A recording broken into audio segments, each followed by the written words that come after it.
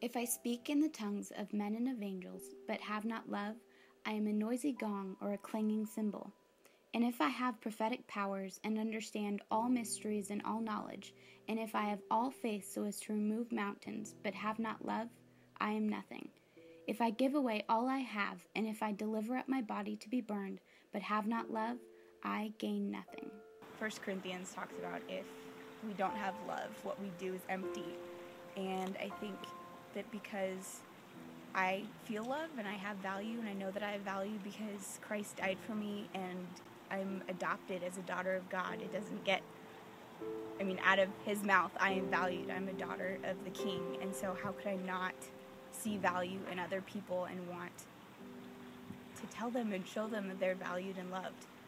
Lindsay's very driven by her faith, and part of being a Christian is loving others as you love yourself, and that's something I see as Lindsay's main motivation as to how she treats others with that loving and respectful attitude. I've just really seen love play a huge part in Lindsay's life. The first time I met her, I remember being terrified. I was going into a whole new social situation, and this girl just comes up to me and genuinely was interested in what I had to say and wanted to know more about me, and just there's so much love from just coming out of her, I guess you could say. It's who she is. Love is patient and kind. Love does not envy or boast. It is not arrogant or rude. It does not insist on its own way. It is not irritable or resentful. It does not rejoice at wrongdoing, but rejoices with the truth. Love bears all things, believes all things, hopes all things, endures all things.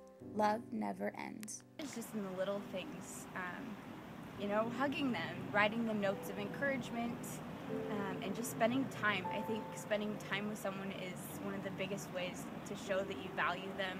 So that's, I think, a big way that you can show love in just daily life. An example of Lindsay loving me in my life is when she's always there for me. When I have something going on, she's willing to hop in the car with me and drive for half an hour at 2 in the morning when normal people should be sleeping. Something I definitely appreciate. It's definitely a clear example of how Lindsay loves others in her life. There's this one time that just really stands out for me. I don't really have any family in Washington. They're all from Southern California.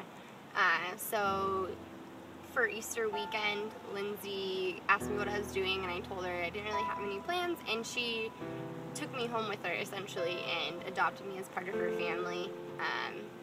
And it was just, I think that's the biggest moment a realization, I guess you could say, that I've had, that she's just such a loving person.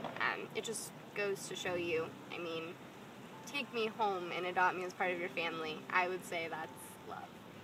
I think love is action. It's choosing other people above yourself, and it is bringing honor to them. It's being selfless, and sometimes it's really hard.